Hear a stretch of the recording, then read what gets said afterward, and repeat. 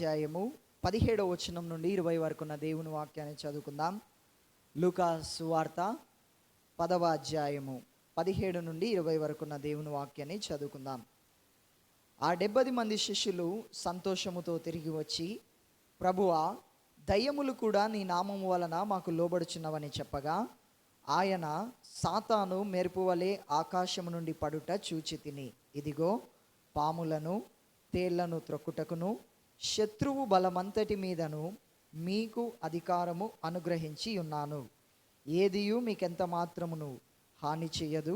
అయినను దయ్యములు మీకు లోబడుచున్నవని సంతోషింపక, మీ పేరులు పరలోకమందు రాయబడి ఉన్నవని సంతోషించుడని వారితో చెప్పాను. ప్రార్థన చేసుకుందాం. పరిశుద్ధుడు అయిన తండ్రి, సర్వాధికారి, ఈ సమయం కొరకై నీకు స్తోత్రములు. ఉదయకాలం మొదలుకొని ఇంతవరకు ఈ దినమంతా ఈ నీ సన్నిధిని మాతో ఉంచి నడిపించినందుకై కృతజ్ఞతలు. మరలా ఈ రీతిగా కూడుకొని నీ నామాన్ని స్తుతించడానికి, నీ మాటలు ధ్యానించడానికి ఇచ్చిన భాగ్యము కొరకై వందనాలు. మీరే నాతో మాతో మాట్లాడమని, నీ వాక్య ప్రత్యక్షతను మేము పొందుకొని దానిని మా జీవితాలు అనుభవించి, మీరు కోరినట్టి జీవితాలు మేము జీవించి, తద్వారా మీకు మహిమను తెచ్చివారిగా, మేము మీరిచ్చే సమృద్ధిని అనుభవించి వారిగా చేయమని, మహిమా ఘనత ప్రభావాలు మీరొక్కరే పొందుకొనమని మంచి బోధకుడైన యేసు నామములో ప్రార్థించి వేడుకొంచున్నాం పరలోకపు తండ్రి, ఆమేన్. దేవునికి స్తోత్రం. హల్లెలూయా, హల్లెలూయా. ఈ సంపూర్ణ రాత్రి ప్రార్థన కుడికలలో దేవుని యొక్క ఆత్మ ప్రేరేపణను బట్టి దేవుడు విశ్వాసకి ఇచ్చిన అధికారమును గురించి మనం మాట్లాడుతూ వస్తున్నాం. మొదటిసారిగా మనం మాట్లాడుకున్నప్పుడు జ్ఞాపకం చేసిన విషయాలు ఏంటంటే, నేను క్రీస్తునందు దేవుని కుమారుడను కుమార్తెను అయ్యున్నాను అన్న విషయాన్ని మనం జ్ఞాపకం చేసుకున్నాం. రెండవదిగా, దేవుడు నాకు అధికారం ఇచ్చి ఉన్నాడు అనే విషయాన్ని కూడా జ్ఞాపకం చేసుకుని ఉన్నాం. ఈ రాత్రి మనం ధ్యానించే ధ్యానాంశము నాతో పాటు మీరు చెప్పాలని నేను ఆశపడుతున్నాను. దేవుడిచ్చిన అధికారాన్ని ఉపయోగించండి. దేవుడిచ్చిన అధికారాన్ని ఉపయోగించండి, వాడుకొనండి. ఆమెన్. లూకా సువార్త 10వ అధ్యాయము 17 నుండి 20 వరకు దేవుని వాక్యాన్ని చదివాం. ఈ సంఘటన, ఈ సందర్భం ఏంటి అని మనం ఆలోచిస్తే, యేసు ప్రభు వారు శరీరధారిగా ఈ లోకంలో జీవిస్తూ ఉన్నప్పుడు ఆయనతో పాటు ఆయన చుట్టూ అనేక మంది ఉండేవారు. అందులో కొద్ది మందిని ఆయన ప్రత్యేకపరచుకున్నాడు. చూడండి, ఇప్పుడు కూడా ఎలక్షన్స్కి సమయం దగ్గర వస్తుంది కదా. మనం ఆలోచిస్తే నిలబడేది ఒకడు, కానీ ఆయన చుట్టూ గుంపు కూడేది చాలామంది. ఇప్పుడు యేసు ప్రభువు అద్భుతములు చేయవాడు, వాక్యాన్ని అందించేవాడు, కానీ ఆయన చుట్టూ ఎవరున్నారు? అభిమానులు ఉన్నారు, అనుచరులు ఉన్నారు. అభిమానులు దేని కొరకంటే వాళ్ళ కోరికలు తీర్చుకోవడానికి వచ్చిన వాళ్ళు. అంటే కొంతమంది ఎందుకోసం వచ్చారు? రోజు ఇంటి దగ్గర భోజనం వండుకోవాల్సిన అవసరం లే, యేసు ప్రభు కాడికి పోతే రొట్టెస్తాడు, చేపిస్తాడని వచ్చేతోళ్ళు ఒక గుంపు అయితే, యేసు ప్రభుతో తిరిగితే యేసు ప్రభుకున్న పేరులో మాకు కొంచెం పేరు వస్తుందని తిరిగే గుంపు మరొక గుంపు. యేసు ప్రభు దగ్గరికి పోతే రోగాలు పోతాయి, నొప్పులు పోతాయి, తిప్పలు పోతాయి అని పోయిన గుంపు మరికొంతమంది. కానీ యేసు ప్రభు దగ్గరికి వచ్చిన వారిలో కొద్ది మందిని ప్రభువు ఏర్పరచుకున్నాడు. ఆమెన్. వారినే శిష్యులు అన్నారు. మనకు తెలిసిన శిష్యులు ఎంతమంది? 12 మంది. లూకా సువార్త 10వ అధ్యాయం 1వ వచనానికి వద్దాం. అటు తరువాత ప్రభువు 70 మంది ఇతరులను నియమించి, తాను వెళ్ళబోవు ప్రతి ఊరికిని ప్రతి చోటికిని తనకంటే ముందు ఇద్దరిద్దరినిగా పంపాను. మొత్తం ఎంతమంది?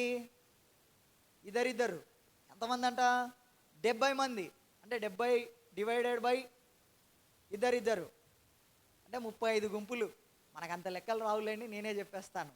35 గుంపులుగా వారిని విభజించి, వారిని ఆయన కంటే ముందుగా ఊర్లకు వాక్య పరిచర్య చేయడానికి, సువార్తను ప్రకటించడానికి, రోగములను స్వస్థపరచడానికి, దయ్యముల చేత పీడింపబడుతున్న వారిని విడిపించడానికి యేసు ప్రభు వారు పంపించారు.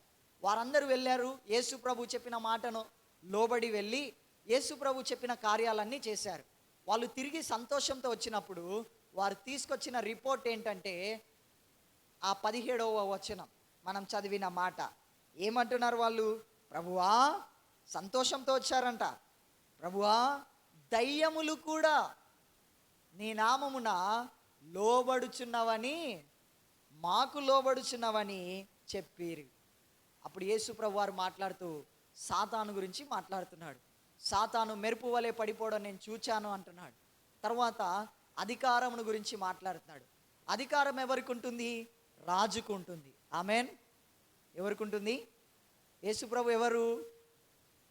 యేసుప్రభు ఎవరు?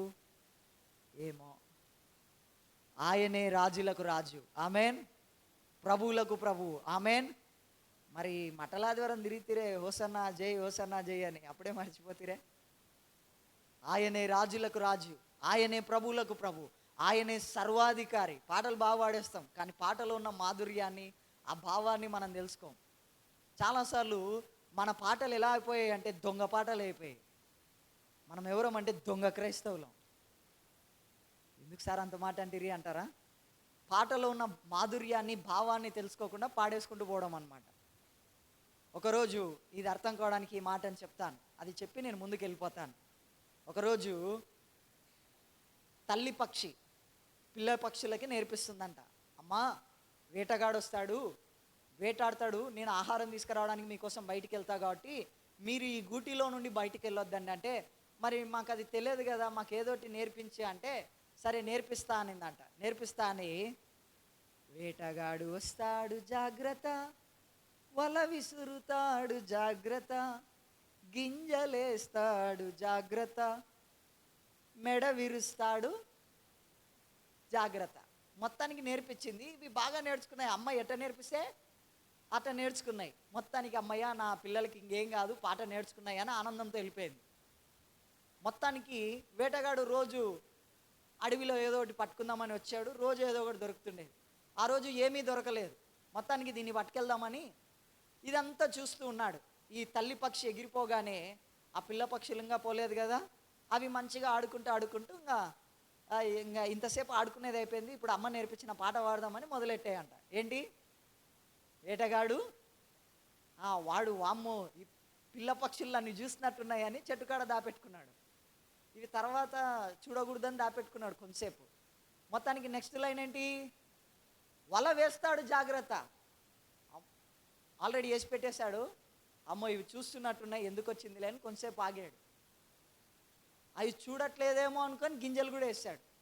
అవి మూడో లైన్ కూడా వాడాయి గింజలు. అవి వేసేటప్పుడే, వేటగాడు గింజలు వేసేటప్పుడే అవి పాట అందుకున్నాయి. ఏంటి? గింజలు వేస్తాడు జాగ్రత్త అని. మొత్తానికి వేయగానే ఇంకా గూటిలో నుంచి మెల్లగా కిందకు వచ్చాయి. ఒక్కొక్క గింజ తినుకుంటూ నెక్స్ట్ లైన్ పాడదాం అనుకున్నాయి. మెడ విరుస్తాడు అనేలోపు ఒక్కొక్క దాని మెడ ఇడిసేసి తీసుకుపోయినాడు. వినడానికి బాధను కలిగించవచ్చు, కానీ మన పాటలు కూడా అలాగే ఉంటాయి. దానిలో ఉన్న మాధుర్యాన్ని, దానిలో ఉన్న ఆత్మీయ సత్యాన్ని గ్రహించకుండా పాడేసుకుంటూ వెళ్ళిపోతుంటాం. దేవుని యొక్క వాక్యపు శక్తి మన జీవితాల్లో ఎప్పుడు పనిచేస్తుందంటే అందులో ఉన్న సారాన్ని మనము తీసుకున్నప్పుడు మాత్రమే. ఆమెన్. ఆమెన్. యేసు ప్రభు ఏమై ఉన్నాడు? సర్వాధికారి అయి ఉన్నాడు. ఆయన వెళ్ళిపోతూ ఎవరికి ఇచ్చాడు అధికారాన్ని? సంఘానికి ఇచ్చాడు. కేవలం ఇక్కడ ఈ 70 మంది శిష్యులకు మాత్రమే ఇవ్వలేదు, కానీ యేసుక్రీస్తు ఆయన రక్తములో కడగబడిన, ఆయన పేరు పెట్టబడిన, ఆయన నామధారణ చేసిన వారందరికీ ఆయన అధికారము ఇచ్చి ఉన్నాడు. హల్లెలూయా, హల్లెలూయా. యేసు ప్రభు ఎవరికి అధికారాన్ని ఇచ్చాడు? సంఘానికి. ఎవరికండి? సంఘానికి. మత్తయి సువార్త 16:18 మనందరికీ తెలుసు కదా. మరియు నీవు పేతురువు, ఆ మాటను చదువుదాం. మత్తయి సువార్త 16:18 పరలోక రాజ్యపు యొక్క తాళపు చెవులు నీకిచ్చెదను, నీవు భూలోకమందు దేన్ని బంధించుదువో అది పరలోకమందును బంధింపబడును, భూలోకమందు దేన్ని విప్పుదువో అది పరలోకమందును విప్పబడునని అతనితో చెప్పాను. ఎవరితో చెప్పాడు ఈ మాట? పేతురుతో చెప్పాడు ప్రభు. ఇక్కడ మనం చదివిన ఈ 70 మంది శిష్యులకు ప్రభు ఏమిచ్చాడు? అధికారం ఇచ్చాడు. అధికారం ఎవరికి ఉంటుందని చెప్పాను? రాజులకు మాత్రమే ఉంటుంది. మరి యేసు ప్రభు ఎవరు? రాజు. ఆయన రాజ్యం ఏంటి? పరలోక రాజ్యం. దాన్ని ఎక్కడ స్థాపించడానికి వచ్చాడు? భూమి మీద స్థాపించడానికి వచ్చాడు. దేవుని రాజ్యం వేరు, పరలోక రాజ్యం వేరు. గమనించండి ఈ మాటని. దేవుని రాజ్యం వేరు, పరలోక రాజ్యము వేరు. దేవుని రాజ్యములు ఏమున్నాయి? నీతి, సమాధానము, పరిశుద్ధాత్మ యందలి ఆనందము ఉన్నాయి. అంటే నీతితో కూడిన బ్రతుకు, సమాధానముతో కూడిన జీవితము, పరిశుద్ధాత్మలో ఎల్లవేళలా ఆనందించే ఆ బ్రతుకును మనం ఈ భూమి మీద అనుభవించగలం. పరలోకం అంటే ఏమిటి? ఇహము కానిది పరము. ఇహలోకంలో ఏమున్నాయి? కష్టాలున్నాయి, కన్నీళ్ళున్నాయి, వేదనలున్నాయి, దుఃఖములున్నాయి. ఇవి లేని స్థలం ఏంటి? పరలోకం.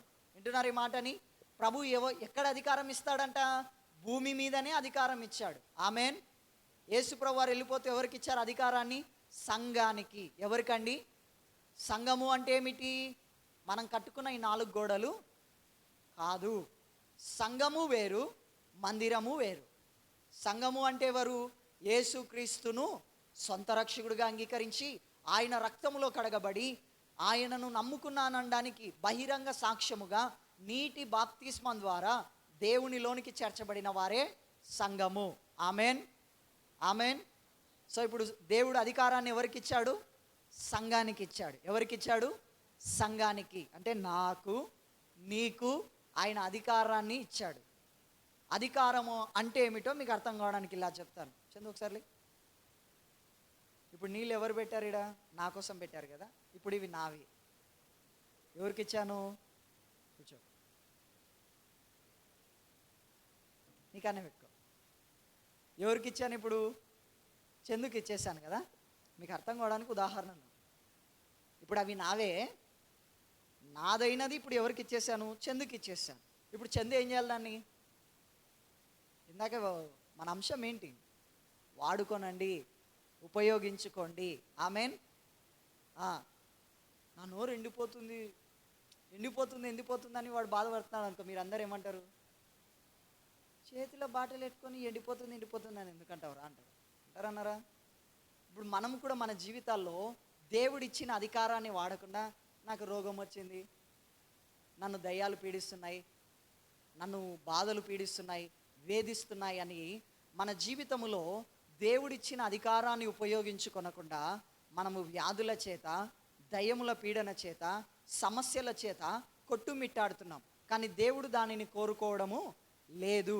అందుకే ఇక్కడ అంటున్నాడు, శత్రు బలమంతటి మీద మీకు అధికారాన్ని ఇచ్చి ఉన్నాను.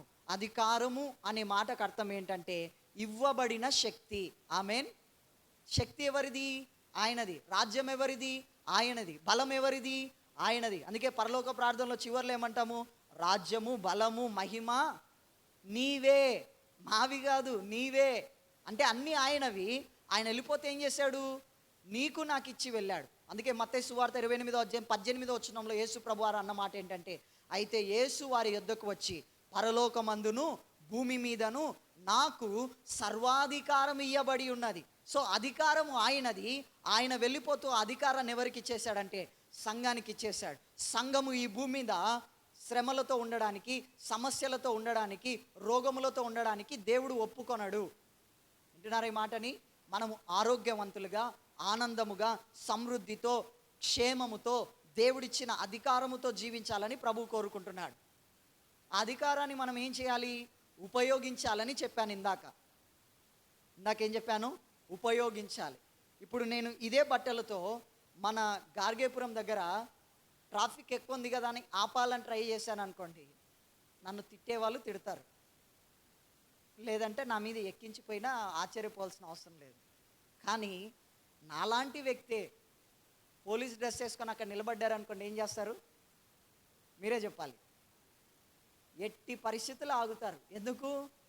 ఆ వ్యక్తి శరీర దేహ దారుఢ్యాన్ని బట్టి కాదు, ఆ వ్యక్తి ధరించిన వస్త్రధారణ. ఆ వస్త్రధారణ వెనక ఎవరున్నారు?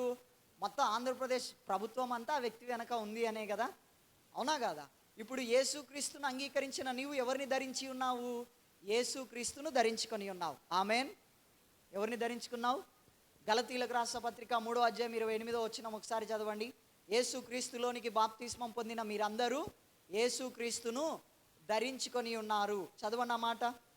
గలతీలకు రాసిన పత్రిక 3:26 అనుకుంటాను, 27 క్షమించండి, 26, 27 రెండు చదువుదాం. యేసుక్రీస్తునందు మీరందరూ, ఎందరూ? ఎవరైతే యేసు ప్రభుని నమ్ముకున్నారో వారందరూ విశ్వాసం వలన దేవుని కుమారులై ఉన్నారు. క్రీస్తులోనికి బాప్తిస్మం పొందిన మీరందరూ ఎవరిని ధరించుకొని ఉన్నారు? నేను ఎప్పుడు చెప్తుంటాను ఈ మాట మీకు అర్థం కావడానికి. తల్లిదండ్రులది ఏదైనా అది మనదే, అవునా? అది 5 రూపాయల ఆస్తి అయినా 5 కోట్ల ఆస్తి అయినా, 5 రూపాయల ఆస్తి అయినా 5 కోట్ల ఆస్తి అయినా అది మనది. ఎందుకు? మన తల్లిదండ్రుల ద్వారా మనకు వస్తుంది. ఇప్పుడు యేసుక్రీస్తు నీకు నాకేమై ఉన్నాడు? తండ్రి అయి ఉన్నాడు. మనము ఆయన పిల్లలమై ఉన్నాం. ఇప్పుడు ఆయనవన్నీ ఎవరివి? మనవి కాదు, నావి అని చెప్పండి ధైర్యంగా. నావి. ఇప్పుడు నావి నేను అనుభవించడానికి మళ్ళీ దేవుని బతిమాలుకోవడం ఏంటి? నాకు ఇవ్వబడిన అధికారాన్ని నేను ఉపయోగించినప్పుడు అది నా జీవితంలో జరుగుద్ది. Amen, amen. అది జరగాలి అంటే నువ్వేం చేయాలి? నీకు ఇవ్వబడిన అధికారంను గురించిన అవగాహన నీకు ఉండాలి. అందుకే ఆరోగ్యంను గురించిన అవగాహన సదస్సులు పెడుతుంటారు, అవునా కాదా అండి? ఇప్పుడు వాతావరణాలు బాగలేవు కాబట్టి మొక్కలు నాటడం గురించి కూడా అవగాహన సదస్సులు కూడా పెట్టవచ్చు. ఎందుకు? ఇప్పుడు ఎండ తీవ్రత ఎక్కువైంది కాబట్టి. ఇప్పుడు కూలర్లో నీళ్ళు పోసుకునే బదులు చెట్లు నాటేసింటే అయిపోనుగా. అలా బిందెలు బిందెలు కూలర్లో వస్తున్నాం. అదేదో చెట్లు నాటింటే ఈ పరిస్థితికి వచ్చేదే కాదు కదా. అంటే ఎవరిని విమర్శించడానికి కాదు, బహుశా అది ఆలోచిస్తే అదే వాస్తవం అనిపిస్తుంది. అవగాహన లేకపోవడం. ఇప్పుడు దేవుడిచ్చిన అధికారాన్ని ఈరోజు సంఘము ఉపయోగించకపోవడానికి కారణం ఏంటి? దేవునిలో శక్తి తగ్గిపోయిందా? కాదు. ఆదిమ సంఘములో దేవుడు అప్పుడు మాత్రమే అద్భుతాలు చేసి అక్కడికే ఆగిపోయాడా? లేదు. మరి కారణం ఏంటి? నీవు నేను దానిని ఉపయోగించకపోవడమే. ఉపయోగించబడనప్పుడు ఏమవుతుంది? అది మరుగున పడిపోతుంది. ఏమవుతుంది చెప్పండి? చెప్పాలి. మరుగున పడిపోవడం అంటే ఏంటి? మీ ఇంట్లో ఒక వస్తువు వాడడం మానేశారనుకోండి, మూలకు పోయి సుంచి మీది పోతుంది. అప్పుడు ఎప్పుడో సున్నం కొట్టించేటప్పుడు బయట పడుతుంది. అది అసలు కవర్ కూడా ఓపెన్ చేయందే, కొత్తదే, కొని సంవత్సరం అయింటుంది. అట్లా మన జీవితాల్లో కూడా, మన క్రైస్తవ విశ్వాస జీవితంలో యేసుక్రీస్తుని ఎప్పుడైతే అంగీకరించామో అప్పుడే మనకేమి ఇవ్వబడింది? అధికారం ఇవ్వబడింది. ఆ అధికారాన్ని మనం ఏం చేయట్లేదు? మన జీవితాల్లో ఉపయోగించడం మానేసి దైవజనుల మీద, ఇంకొకరి మీద ఆధారపడుతూ ఉన్నాం. దైవజనుల దగ్గరికి రావద్దని కాదు, వారితో ప్రార్థన చేయించుకోవద్దు అనే దానికి వ్యతిరేకిని నేను కాదు. కానీ దేవుడు దైవజనుడికి ఏ విశ్వాసాన్ని అయితే ఇచ్చాడో అదే విశ్వాసాన్ని కూడా నీకు ఇచ్చాడు. ఆయన వాడుతున్నాడు, మీరు వాడడం లేదు. అర్థమవుతుందా మీకు ఈ మాట? ఆయన వాడుతున్నాడు, మీరు వాడడం లేదు. అంటే లోపం ఎవరిది? మనదే, నాదే. నాకు ఇవ్వబడిందని నేను వాడుకోకుండా నేను బీదగా, పేదగా, రోగిగా, సమస్యలతో, వేదనలతో, బాధలతో ఈడవబడుతూ, దుఃఖింపబడుతూ, బాధింపబడుతూ జీవిస్తున్నాను. కానీ ప్రభు దానిని కోరుకోవడము లేదు. అందుకే సంఘమునకు ఇవ్వబడిన అధికారమును గుర్చిన అవగాహన, ఆ అనుభవ జ్ఞానము ఈ రాత్రి మీరు కలిగి ఉండాలని దేవుని సేవకుడుగా నేను ఆశిస్తున్నాను. ఒకసారి చూడండి, యేసు ప్రభు వారు చెప్పిన మాట మనందరికీ తెలుసు. ఈస్టర్ కూడా అయిపోయింది కదా. ఈస్టర్ అయిపోయి 2 వారాలు అవుతుంది. పాపము యొక్క శిక్షను, లేదంటే పాపం వలన వచ్చే శిక్షనంతటితో సిలువ దగ్గరికి మనం ఆగిపోయాం. నిజముగా సిలువ మనకు అవసరమే. కారణం ఏంటంటే సిలువ ద్వారానే మనకు క్షమాపణ కలుగుతుంది. కానీ సిలువ చెంత ఆగిపోవడానికి వీలు లేదు. పునరుత్థానపు శక్తితో మనం లేపబడవలసిన వారమై ఉన్నాము. పునరుత్థానపు శక్తిని కలిగి మనం జీవించవలసిన వారమై ఉన్నాము. Amen, amen. యేసు ప్రభు వారు చనిపోయారా? చనిపోయారు. తిరిగి లేచారా? లేచారు. ఏ శక్తితో లేపబడ్డారు? పరిశుద్ధాత్మ శక్తి ద్వారా. దేవుని ఆత్మ ఆయనను మృతులలో నుండి లేపుట ద్వారా ఆయన సజీవుడిగా తిరిగి లేచాడు. ఇప్పుడు అదే శక్తిని ఎవరికి ఇచ్చాడు? సంఘమైన నీకు నాకు అనుగ్రహించాడు. Amen, amen. ఇక్కడ తల్లులు చాలామంది ఉన్నారు కాబట్టి ఇలా చెప్తాను మీకు అర్థం కావడానికి. భర్త నేను ఒక వారం రోజులు ఊరు వెళ్తున్నాను అని బీరువా తాళాలు ఇచ్చాడు. ఏ తాళాలు? అందులో డబ్బులు దండిగా ఉన్నాయి. ఇచ్చి వెళ్తూ నేను వారం తర్వాత వస్తాను, నీకే అవసరం ఉన్నా తెరువు, తీసుకో, వాడుకో అన్నాడు. అంతా విని రాత్రి నిద్రపోయి పొద్దున్న లేచి పాల ప్యాకెట్ లేదని ఫోన్ చేసి, ఏమండి ఎప్పుడు వస్తారు? ఇంట్లో పాల ప్యాకెట్ లేదు అని అడిగినట్టు. నీకు అర్థమవుతుందా? ఇప్పుడు ఆయన ఏమంటాడు, తాళం ఇచ్చాగా, వాడుకోవచ్చుగా. ఇప్పుడు మనం దేవునితో వ్యవహరించే విధానం ఇలాగే ఉంది. యేసుప్రభు వెళ్ళిపోతే ఏమిచ్చాడు? అధికారం ఇచ్చాడు. తాళపు చెవులు దేనికి గుర్తు? అధికారానికి, పెత్తనానికి. ఆమేన్. పాత రోజుల్లో కోడల దగ్గర తాళాలు ఉంటే అత్తకు బాధ వేసేది. ఇది మొన్ననే వచ్చే పెళ్లి చేసుకొని వస్తూనే మా ఇంటి తాళాలన్నీ తీసేసుకునే, పెత్తనం అంతా దీన్నేనా, దీని మాట వినాలా, జీలకర్రకి ఉల్లిగడ్డలకి దీన్ని అడగాల అనే బాధపడే రోజులు ఉండే పాత రోజుల్లో. ఇప్పుడు కాదులేండి, ఆ పరిస్థితి ఉండే. తాళాలు దేనికి గుర్తు? అధికారానికి గుర్తు. ఆమేన్. ఆ అధికారాన్ని ఎవరిచ్చి వెళ్ళిపోయారు? సర్వాధికారి అయిన యేసయ్య భూమి మీద నీకు నాకు అధికారాన్ని ఇచ్చాడు. ఆమేన్. అంటే భూమి మీద అధికారం ఇచ్చాడని అందరి మీద పెత్తనం చేయమని కాదు. నీ జీవితం మీద దాడులు చేస్తున్న అపవాది శక్తులను నీవు ఎదుర్కోవడానికి. ఆమేన్. మనందరికీ ఒకే ఒక శత్రువు ఎవరండి? సాతాను. అవునా? సాతాను యొక్క తలను యేసుప్రభు ఎక్కడ చితగ్గొట్టేశాడు? సిలువలోనే చితగ్గొట్టేశాడు. హల్లెలూయా. చితగ్గొట్టాడా లేదా? అంటే ఇప్పుడు వాడి తల శక్తి అంతా ఎక్కడ ఉంటుంది? అసలు తలలోనా కాదా? పాముకి శక్తి అంతా ఎక్కడ? తలలోనే, కూరల్లోనే. ఇప్పుడు తలనే చిత్తగొట్టినాక తోకలేముంటుంది? మనం తోకకు భయపడుతున్నాం. అమ్మో దెయ్యం, అమ్మో శైతాన్, అమ్మో జ్వరం, అమ్మో నిమ్మకాయ, అమ్మో మిరపకాయ, అమ్మో నల్లదారం, అమ్మో ఎల్లదారం. కారణం ఏంటి? నీకు ఇవ్వబడిన అధికారం యొక్క విలువ నీకు తెలియకపోవడమే. పిల్లలకి 2000 నోట్లు ఇచ్చామనుకో, ఆడుకుంటాడు పక్కా పడేస్తాడు. వాడికి తెలియదు దాని విలువ. ఇప్పుడు మన పరిస్థితి కూడా అలాగే ఉంది. దేవుడు మనకిచ్చిన అధికారం యొక్క విలువ మనకు తెలియక దాన్ని మనం వాడుకొనక రోగముల చేత బాధింపబడుతున్నాం, వ్యాధుల సమస్యల చేత ఇబ్బంది పడుతున్నాం. అవునా? దయ్యపు శక్తులకు భయపడుతున్నాం. కానీ యేసయ్య ఏమన్నాడు? శత్రు బలమంతటి మీద నేను మీకు అధికారము అనుగ్రహించి ఉన్నాను. హల్లెలూయా. ఈ మాట చెప్పండి. యేసు క్రీస్తు ద్వారా శత్రు బలమంతటి మీద నాకు అధికారము ఉన్నది. ఆమేన్. ఏదియు ఎంత మాత్రమును నాకు హాని చేయదు. హల్లెలూయా. మీరు విశ్వాసంతో నమ్మితే అది మీ జీవితంలో నెరవేరుతుంది. శత్రు బలమంతటి మీద ప్రభు మనకేమిచ్చాడు తెలుసా? అధికారాన్ని ఇచ్చాడు. ఆ అధికారాన్ని మనం ఏం చేయాలంటే ఉపయోగించవలసిన వారమై ఉన్నాము. ఈరోజు మనుషులందరూ రోగముల చేత బాధపడుతున్నారు. రోగము ఎవరు తీసుకొచ్చేవి?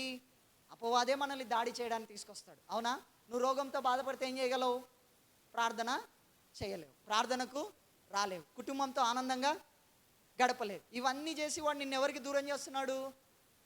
చెప్పండి. దేవునికి దూరం చేస్తున్నాడు. మార్కు సువార్త 1వ అధ్యాయంలో పేతురు అత్త జ్వరంతో బాధింపబడినప్పుడు యేసు ప్రభు చేసిన పని ఏంటి? ఏం చేశాడు? ప్రార్థన చేశాడా, గద్దించాడు? ఒకసారి చూడండి. మార్కు సువార్త 1వ అధ్యాయంలోనికి రండి. మార్కు సువార్త 1వ అధ్యాయం.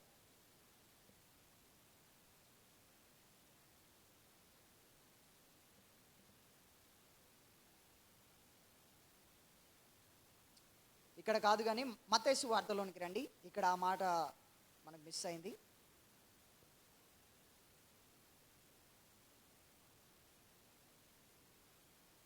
మత్తయి సువార్త 8వ అధ్యాయము 14వ వచనం. తరువాత యేసు పేతురింటిలో ప్రవేశించి జ్వరంతో పడి ఉన్న అతని అత్తను చూచి ఆమె చెయ్యి ముట్టగానే జ్వరం ఆమెను విడిచెను. ఆమె లేచి ఆయనకు ఉపచారము చేయసాగెను. సాయంకాలం అయినప్పుడు దయ్యములు పట్టిన వారు అందరినీ తీసుకొచ్చారు. ఆయన వాటన్నిటిని గద్దించి వెళ్ళగొట్టాడు. హల్లెలూయా. ఆ పదం మనకు మిస్ అయింది కానీ గద్దించాడు. ఏం చేశాడండి? గద్దించాడు. యాకోబు పత్రిక 4:8లో ఒక మాట ఉంటుంది, 4:7లో దేవునికి లోబడి ఉండుడి, అపవాదిని ఎదిరించడి. కొట్లాట అయినప్పుడు ఎదిరిస్తారా, బతిమాలుకుంటారా? ఇక్కడ స్త్రీలు ఎక్కువ మంది ఉన్నారు కదా, జవాబు చెప్పండి. మీకు ఇంకోరికి కొట్లాట అయింది, ఎదిరిస్తారా? నీకు దండం పెడతా, కొట్లాడొద్దు ఇంటికి పో అంటారా? ఏం మీదికి వస్తున్నావు అంటారా? అన్నారా మీరే? ఎందుకట్లా ఎదిరిస్తున్నారు మీరు? అవునా? ఇప్పుడు అపవాదిని ఏం చేయాలి? శత్రు బలమంతటి మీద దేవుడు మనకేమిచ్చాడు? అధికారం ఇచ్చి ఉన్నాడు. హల్లెలూయా. సో మనం రోగముల చేత బాధపడడం దేవుని చిత్తము కాదు. ఏ రోగానికి మన మీద అధికారము లేదు. వింటున్నారా ఈ మాటని? మన డబ్బులన్నీ ఆడిపోతున్నాయి, చెప్పండి. ఆడిపోతున్నాయి, డాక్టర్లకు ఆడిపోతున్నాయి. వాళ్ళు బిల్డింగ్ల మీద బిల్డింగ్లు లేపుతున్నారు. మన మన బీరువాళ్ళు ఉండాల్సిన డబ్బులన్నీ వాళ్ళు తినేస్తున్నారు. మీకు ఎప్పుడైనా ఆలోచన వచ్చిందే? రావట్లేదు.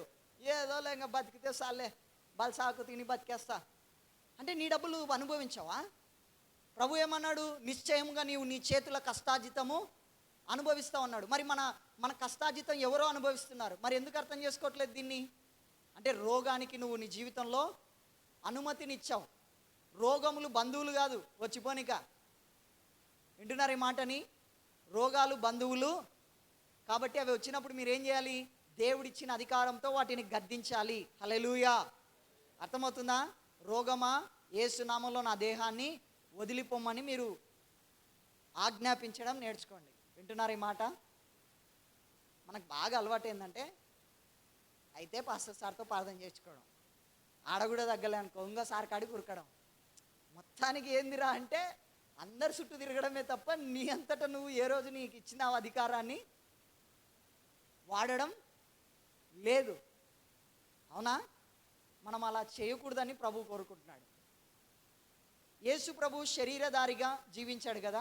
100% ఆయన మానవుడు, 100% దేవుడు. హల్లెలూయా.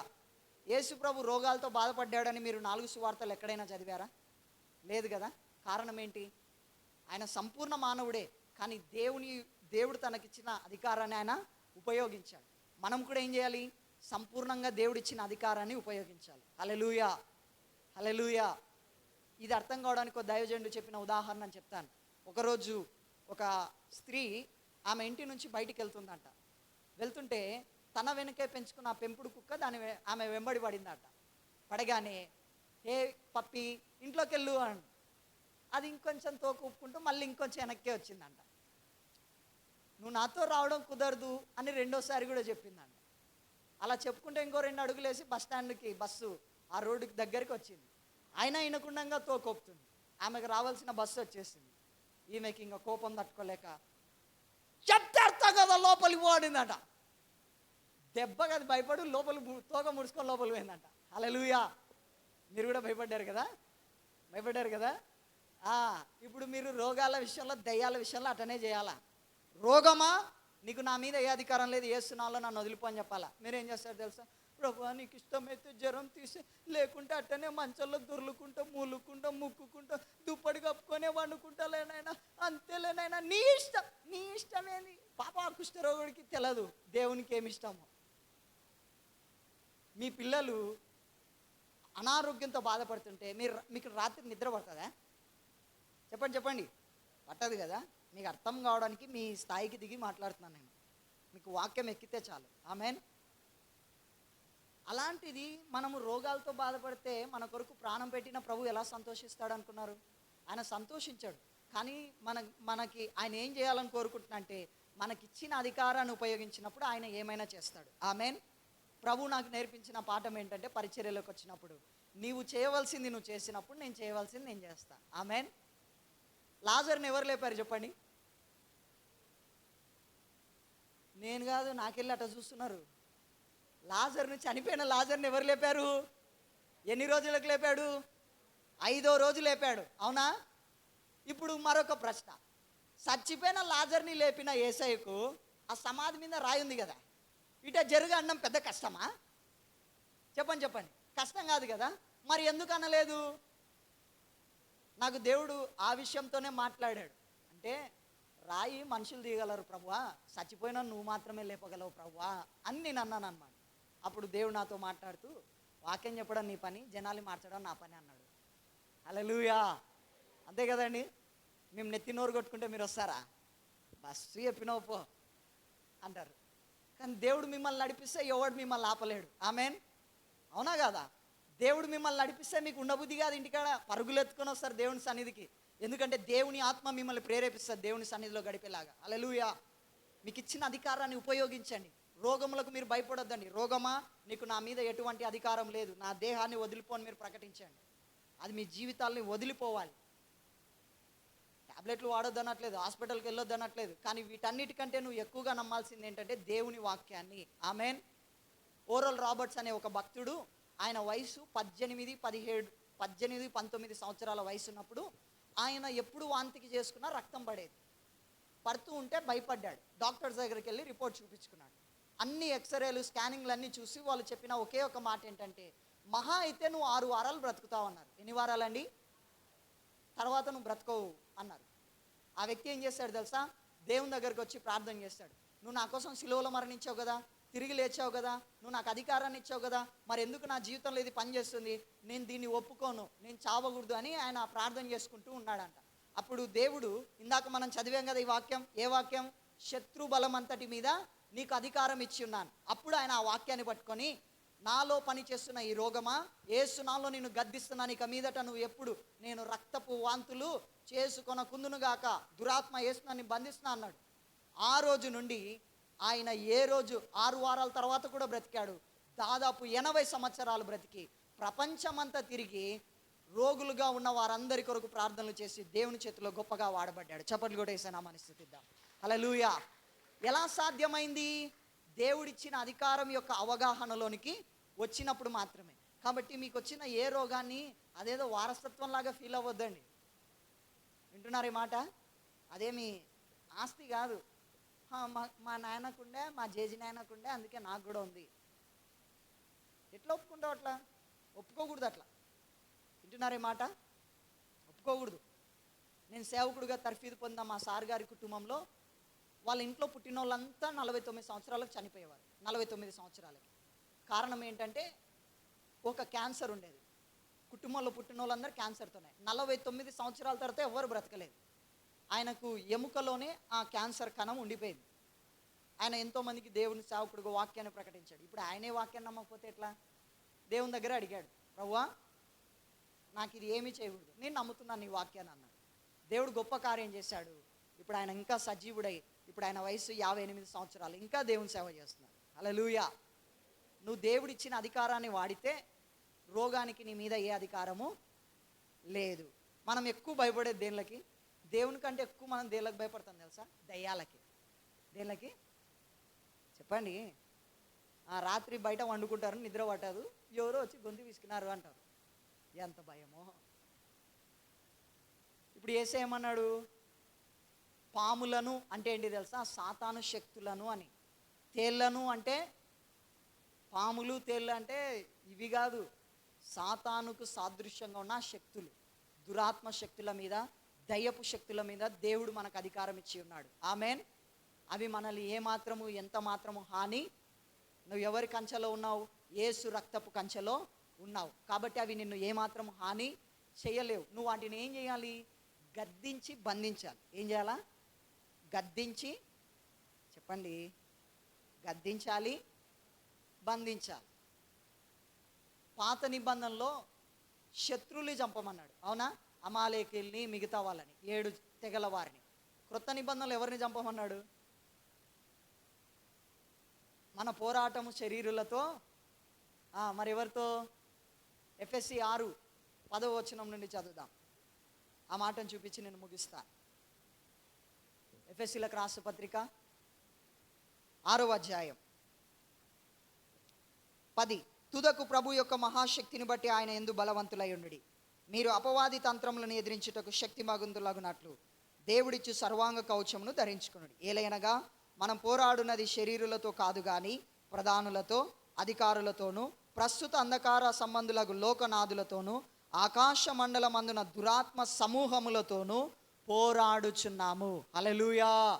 మనం ఎవరితో పోరాడుతున్నాము? మనుషులతో కాదు, వారి మీద పనిచేస్తున్న దురాత్మలతో. త్రాగుడు, తాగేలాగా ప్రేరేపించే దురాత్మలు ఉన్నాయి. కుటుంబాలను విడగొట్టే దురాత్మలు ఉన్నాయి. మనకు ఆ దురాత్మల గురించిన విషయాలు తెలియాలి. మనం దేవుని గురించి తెలుసుకుంటే చాలు, దయ్యాల గురించి తెలుసుకోవాల్సిన అవసరం లేదు. ఆమెన్. దేవుడిచ్చిన అధికారాన్ని వాడినప్పుడు అవి మన కుటుంబాలను విడిచిపోతాయి. కాబట్టి దయ్యములకు మన మీద, మన కుటుంబాల మీద ఎటువంటి అధికారము లేదు అని గ్రహించాలి. రోగములకు మన మీద ఎటువంటి అధికారం లేదు. దయ్యములకు మన మీద ఎటువంటి అధికారం లేదు. చేతబడి శక్తులకు దేనికి మన మీద అధికారము లేదు. చివరిగా ఒక మాట చెప్పి నేను ముగిస్తాను. మీకు ఇవ్వబడిన మీ అధికారాన్ని మీరు ఉపయోగించకపోతే మీరు ఎల్లకాలము రోగముల చేత, దయ్యముల చేత, సమస్యల చేత పీడించబడతారు. అలాగూ జరగకూడదంటే దేవుడిచ్చిన అధికారాన్ని విశ్వాసంతో ఉపయోగించడము అలవాటు చేసుకోండి. ఇందాక చెప్పాను కదా, దేవుడు మనకిచ్చిన అధికారాన్ని ఉపయోగించాలంటే చివరి మాట నువ్వు ఎవరి అధికారం క్రింద ఉండాలి తెలుసా? దేవుని అధికారం క్రింద ఉండడం నేర్చుకోవాలి. ఆమెన్. ఇప్పుడు పోలీస్ డ్రెస్ తీసేస్తే ఆ పోలీస్కి విలువ లేనట్టే, నిజమా కదా? నువ్వు దేవుని అధికారం క్రింద ఉన్నప్పుడే, దేవుడిచ్చిన అధికారాన్ని నువ్వు ఉపయోగించినప్పుడే అపవాది నీకు భయపడతాడు. అప్పుడు వాడు నిన్ను యుద్ధం నుండి పారిపోతాడు. మనం ఏం చేస్తాం అంటే దేవుని వాక్యానుసారంగా జీవించము, దయ్యాలను ఎల్లగొడతాం, రోగాలను ఎల్లగొట్టాలనుకుంటాం. కానీ అవి మన జీవితాల్లో నుంచి ఎప్పటికీ పోవు. కారణం ఏంటి? మనం ఎవరి అధికారం క్రింద లేము. వాక్యమే దేవుడు, దేవుడే వాక్యం అంటావు. అంటే వాక్యానుసారంగా జీవిస్తే నువ్వు ఎవరి అధికారం క్రింద ఉన్నట్టు? దేవుని అధికారం క్రింద ఉన్నట్టు. కనుక ఈ రాత్రి ఒక తీర్మానం తీసుకుందాం. ప్రభువా, నీవిచ్చిన అధికారాన్ని నేను ఉపయోగించుకోవాలని ఆశపడుతున్నాను. కనుక నీ అధికారం క్రింద నేను జీవించే మనస్సు నాకు దయచేయనడుదా. అట్టి ధన్యత ప్రభు మనందరికీ అనుగ్రహించి ఆయన ఇచ్చిన అధికారంతో జీవించే జీవితాన్ని మనందరికీ ప్రసాదించును గాక. ఆమెన్.